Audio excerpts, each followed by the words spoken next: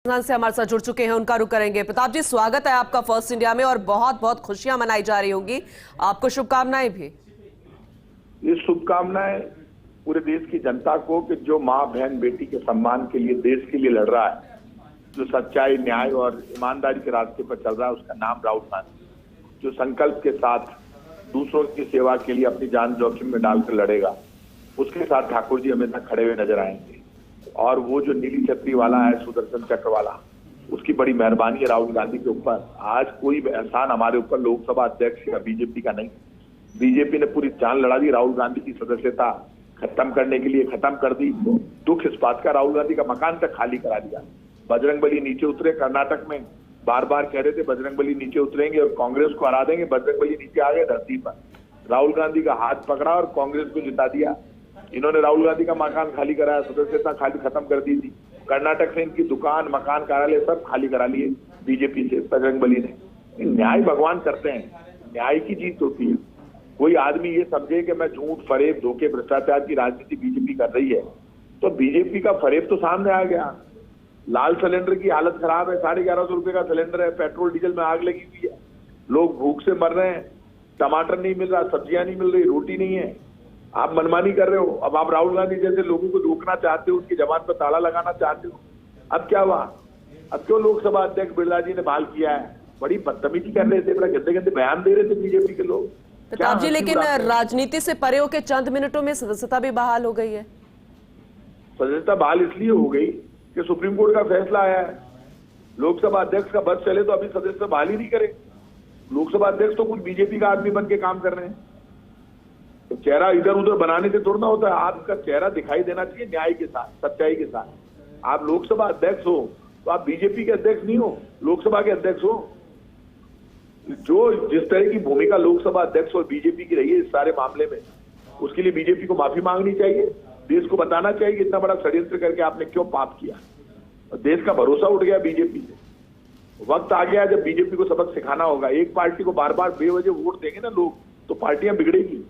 काम कांग्रेस करती है राम, और काम कांग्रेस के साथ है। कुछ भी कर ले बीजेपी, आप देख लेना राजस्थान में फिर सरकार बनेगी और देश बदल रहा है, फिर कांग्रेस आएगी, क्योंकि लोगों का भरोसा कांग्रेस पर है। प्रताप जी, 9 तारीख को राहुल गांधी जी आ रहे हैं, और ज्यादा खास तैयारी होंगी, और ज्यादा जोश नजर आएगा अब तो। राहुल गांधी जी का बहुत बड़ा सम्मान है। मानगढ़ धाम में विश्व आदिवासी दिवस है और उसमें हम आदिवासियों का सम्मान करते हैं। आप जानते हैं मानगढ़ धाम में इतना बड़ा बलिदान हुआ था आजादी की लड़ाई में, उन शहीदों के सम्मान में वो कार्यक्रम रखा गया है। और राहुल गांधी जी को मैं बधाई देता हूँ, पूरे देश को बधाई, जनता को बधाई, जिनके लिए राहुल गांधी लड़ते हैं, आज उसकी जीत। ठीक है प्रताप जी, शुक्रिया हमसे बातचीत करने के लिए। तो अपने आप में जोश नजर आ रहा है हर कांग्रेस नेता के, आज जुबान पर, चेहरे पर, आंखों में खुशी नजर आ रही है। ब्यूरो चीफ नरेश शर्मा जी भी हमारे साथ जुड़ चुके हैं स्टूडियो से, सीधा रुख उनका करेंगे। नरेश जी, आप बेहतरीन तरीके से समझते हैं, आप पल पल की, कहते हैं ना कि एक खबर को बारीकी से समझते हैं कांग्रेस की। आज किस तरीके का जोश चेहरे पर, आंखों में, जुबान में नजर आ रहा है? क्योंकि ये जाहिर है कि कॉन्फिडेंस आज से और ज्यादा दुगना हो गया।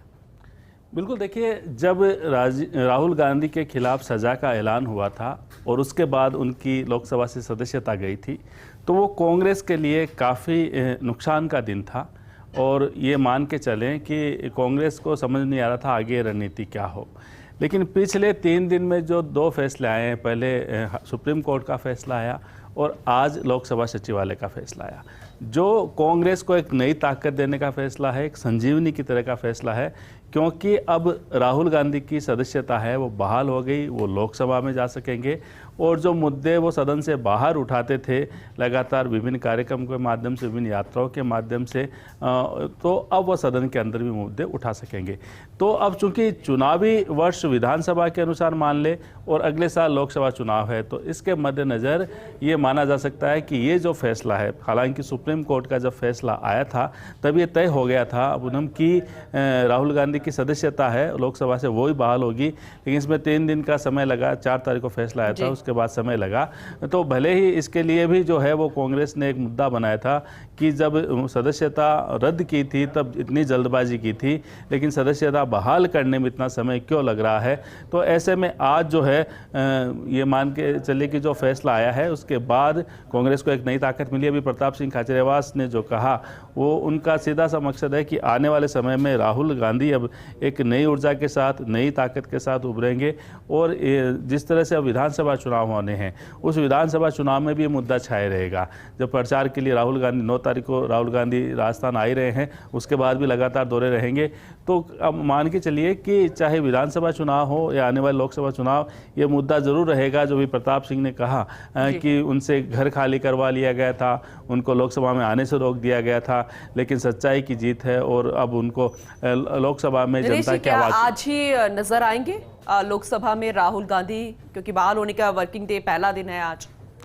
देखिए, अभी चूंकि जारी हुआ है तो कुछ देर पहले ही सचिव जो लोकसभा के सचिवालय से आदेश, तो इसके बाद अभी थोड़ी देर में जो खड़गे वगैरह ये जो राहुल गांधी से मिलेंगे, मुलाकात होंगी, उसके बाद तय हो जाएगा। और तो मान के चलिए कि अब राहुल गांधी लोकसभा में आने के लिए एक पल भी नहीं गंवाना चाहते, क्योंकि एक ऐसी जगह है जहाँ पे वो अपनी आवाज़, अपनी बात है पूरे देश के सामने रख सकते हैं। तो ये न केवल राहुल गांधी के लिए आज का दिन काफ़ी बड़ी जीत वाला है, बल्कि कांग्रेस पार्टी के लिए भी एक कह सकते हैं संजीवनी देने वाला है। एक बड़ा मुद्दा रहेगा आने वाले दिनों में। विपक्षी पार्टी है चूँकि कांग्रेस, अभी तो भाजपा की सरकार पे हमला करने का एक बड़ा मौका मिला है। अब देखना ये भी है कि ये जो मुद्दा बना है, राहुल गांधी को पहले सुप्रीम कोर्ट से जो है वो काफ़ी राहत मिली, उसके बाद अब लोकसभा की सदस्यता उनकी बहाल होगी। तो क्या जो बंगला उनका खाली कराया गया था वो उनको वापस से मिलेगा? किस तरह से अब उनके तेवर रहेंगे? क्या जो सुप्रीम कोर्ट ने उनको नसीहत दी है उसकी वो पालना करेंगे, या जिस तरह से वो आक्रामक रहे हैं पिछले कुछ दिनों से प्रधानमंत्री नरेंद्र मोदी के खिलाफ, भारतीय जनता पार्टी के खिलाफ, वही तेवर उनके फिर दिखाई देते हैं क्या?